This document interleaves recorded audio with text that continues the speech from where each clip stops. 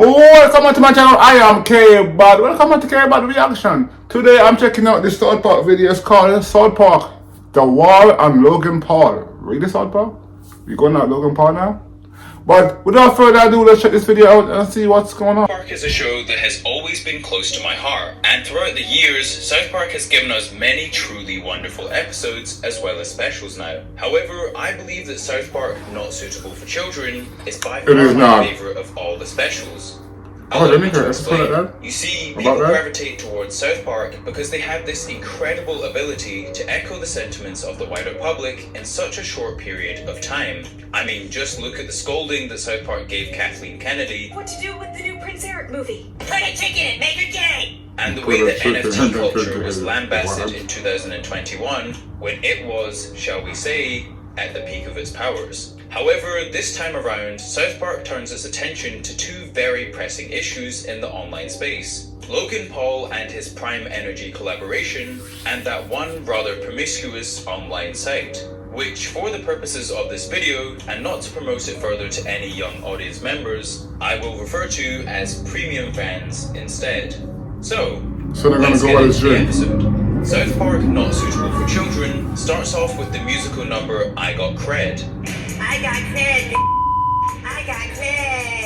Which, if you didn't know, is a parody of the viral We Got Prime Boys video, which gained millions of views earlier this year, and even got Logan Paul himself to post a short music video with the song in the background. However, unlike Logan Paul's brazenly narcissistic promotion of Prime, South Park actually does an incredible job of capturing the hive-minded gravitation towards the drink in this opening number, which shows every single kid in South Park Elementary boastfully displaying their cred bottles for all to see.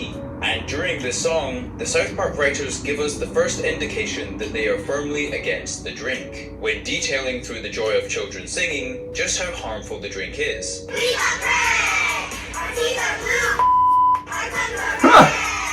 So, it's fair to say from the opening song that it's South Park against Prime. I mean cred. And at this point, we then pivot to our second key plot of the episode, when Mr. Mackey bursts through the door and tells PC Principal and Strong Woman that the art teacher has started a premium fans account, which immediately sparks a town-wide meeting. And in this meeting, it's revealed that the art teacher is earning $10,000 per week on this site, which in turn elicits an incredibly hilarious response from Randy. Did she say $10,000 a week? And I find this response so brilliant because it perfectly captures that feeling of, damn, could I be doing that? When the staggering numbers of influencers like Daniel Bergoli and Black China were first published online. However, unlike many of us who had the thought, Randy, as usual, takes it a leap further, launching a premium fans account the very next day with zero regard of how this may affect his wife and his children. And what can I say, that's just peak Randy Marsh. Hey, Sharon, supplementing my income. However, whether Randy will become a millionaire from premium fans or not, we'll have to wait, as we return back to cred. And you know how before I said that every single person in South Park Elementary had cred?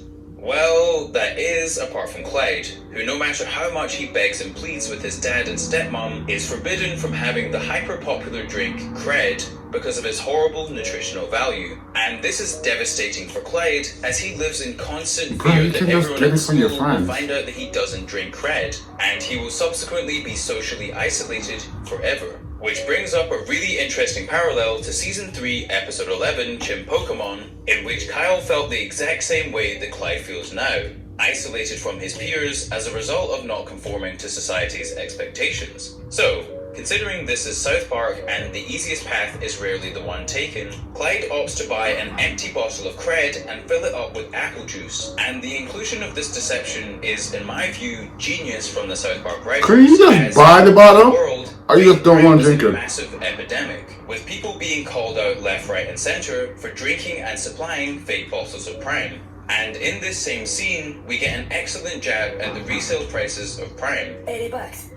$80 for a pink sugar drink? With this scene brilliantly parodying Prime resellers like Wakey Wines, who gained infamy last year for charging as much as 100 British pounds or $126 bargain paying that for that shit. Of Prime. I never had it. Not a case, I never had it before, And but Clyde like, does I would all never of pay this that to for try and it. maintain the status quo, and to achieve a state of popularity that is associated with the cred drink. However, as I'll author low-key John try Tyler it. states, popularity may aptly be compared to a coquette. The more you woo her, the more apt she is to elude your embrace. And with Clyde going to these extremes to fit in, it's only natural that he would see his downfall shortly thereafter. Can you just buy the thing and just don't drink it? Yeah, it's apple juice. You guys are posers. We're not posers. Hey guys, Cred Affinity Group uses fake cred. And speaking of downfalls, Randy's premium fans page has gained a total of 0 subscribers, Duh. with Randy's belittling of his wife Sharon causing her to make a premium fans page of her own out of spite. Okay, yeah, go supplement our income, Cher. And funnily enough, Sharon actually grows an incredibly large fan base. And so, to tie in the storylines in a rather genius way, Randy decides to review bottles of cred in his premium fans videos, however, not in the usual way, as Randy opts to pour the bottles of cred down his balls. And Oh my in my God. view, this is a top tier scene, as it beautifully parodies all of the YouTubers who were in an arms race to get the newest and shiniest bottles of Prime to review on their YouTube channels. So, as the episode progresses, we get a very South Park Black Friday-esque scene.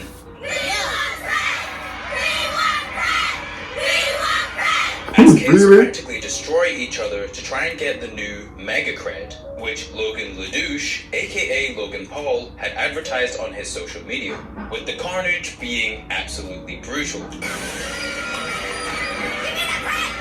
And after this Oh my onslaught is God. over, Clyde tells the boys that they are being They're manipulated by their bugging. favorite influencers to put themselves in danger by piling outside of understocked and small venues, all for the benefit of the influencer. As by having such small quantities and having fights breaking out in these venues, the influencers get to market their products as scarce and in demand, even if that's not the case. And the theme of influencers is then built upon as Randy seeks to find a sponsor, and thus must subject himself to being auctioned off as a slave to one of the many government bodies and companies that are bidding for these influencers, which includes Ukraine, Russia, and the Chinese government. 170 from Voices for Ukraine. Don't let them outbid you, Russia. And this is a brilliant nod to the influencers in real life, such as Bart Baker, who have now completely sold out to the Chinese government.